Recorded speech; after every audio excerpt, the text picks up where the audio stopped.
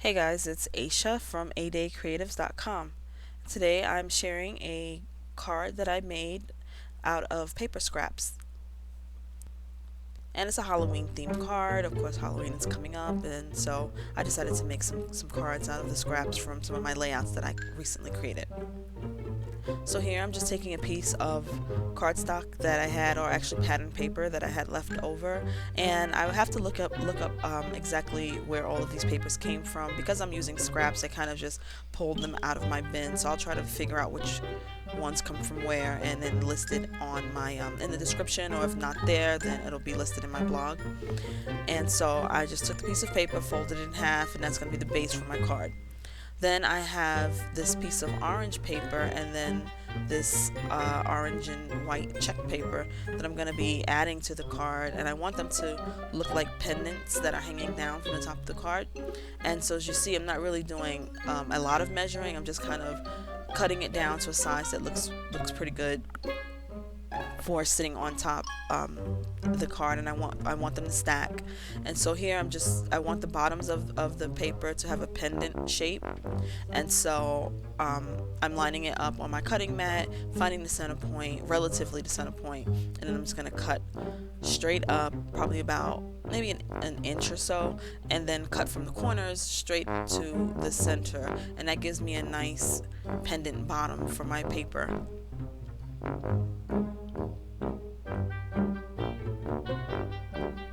And then I'll do the same thing with the second piece of pattern paper.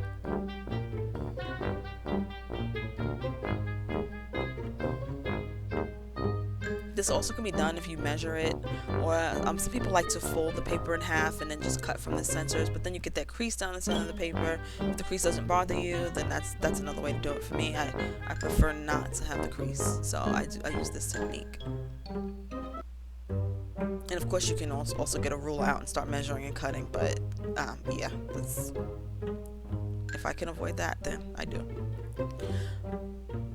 Now I am cutting out my sentiment, and this stamp was from a really old stamp that I believe I got out of one of those dollar bins from Michael's, and it's actually one of the wooden block stamps. So I think it's like one of the Michael store brand stamps. I don't believe it's one of the major companies.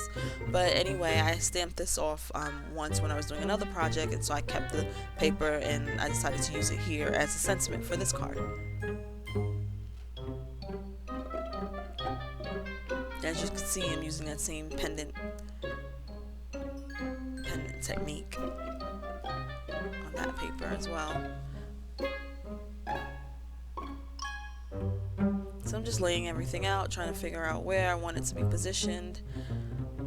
And now I decided that I wanted to add a little bit of inking on the edges, so I pulled out my black ink from what is it, the archival ink, I think it's from Ranger.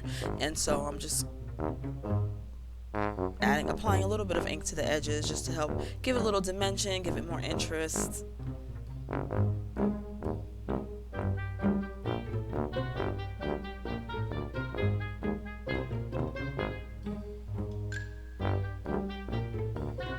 My applicator here is just a simple makeup sponge.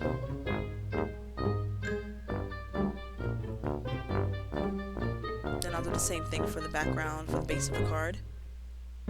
This paper is really nice. It has some of those dots are actually glittery. You can kind of see it in the image there. So I'm just going to adhere everything down to the card, and the card is relatively flat. It's not going to have too much dimension. I'll add a little bit of dimension when it comes to applying the sentiment, but I kept it really flat for the most part, and that'll help it to easily go through the mail.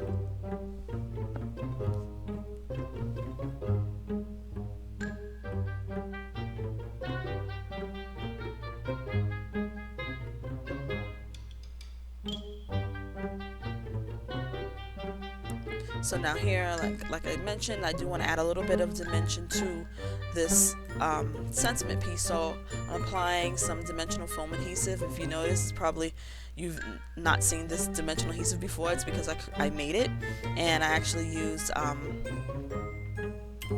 a piece of fun foam and created my dimensional adhesive that way, and I'll be uploading a video to show you how I made those or something similar to those a little bit later.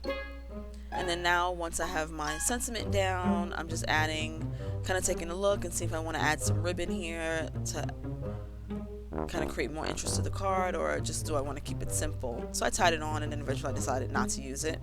Instead, I pulled out this sticker sheet that I had from October Afternoon Witch Hazel collection, one of my favorite collections. I love it. And I just added a pumpkin sticker to the top. Here, once again, I'm using the straight edge to cut, but I'm not really measuring. I'm kind of eyeballing it, as you can see. And I'm going to use this piece for the inside of the card. I like adding an additional piece of cardstock or paper on the inside of the cards. I think it helps with stability, and it just gives it more of a finished look. And so with that, that's pretty much the end of my card. I will list out my supplies over at my blog on adaycreatives.com. And of course, if you like this video and you want to see more like it, don't be shy, thumbs up and subscribe. Thanks for watching. Bye.